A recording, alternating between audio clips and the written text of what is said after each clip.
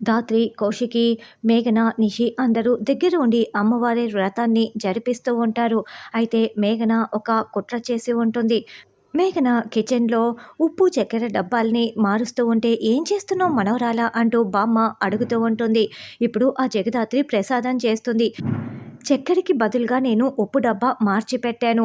అప్పుడు చక్కెరే అనుకోని సాల్ట్ వేస్తుంది. ప్రసాదం తిన్న వాళ్ళందరూ కూడా ఆ జగదాత్రిని తిడతారు.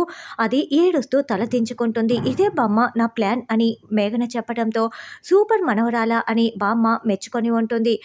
అలా పూజ పూర్తయిన తర్వాత అందరూ ఒకరికొకరు కంకణాలు కట్టుకుంటారు. జగదాత్రి, "ఇదిగో హారతి తీసుకో" అని అందరికీ కూడా కౌశికి హారతి ఇస్తూ ఉంటుంది. "వెళ్ళి ప్రసాదం తీసుకురా, అందరికీ ప్రసాదం ఇవ్వు జగదాత్రి నీ చేతుల మీదుగా" అని కౌశికి అంటుంది. "అలాగే వదినా" అంటూ బామ్మగారు, "ఇదిగోండి ప్రసాదం తీసుకోండి" అని ధాత్రి ఇస్తూ ఉంటే, "అయ్యయ్యో నాకొద్దమ్మా వద్దు" అని బామ్మ టెన్షన్ పడుతూ ఉంటుంది.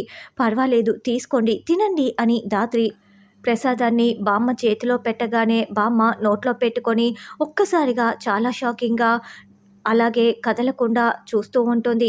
"ఏంటివిడ ఇలా కదలకుండా నిల్చొని పోయారు" అని నిషి, వైజయంతి, కౌశికి, ధాత్రి అందరూ షాకింగ్‌గా బామ్మ వైపు చూస్తూ ఉంటారు. అయితే ధాత్రి ఎప్పట్లానే మేఘన ప్లాన్‌ని తిప్పికొట్టిందా అన్నది రానున్న ఎపిసోడ్‌లో తెలుసుకుందాం.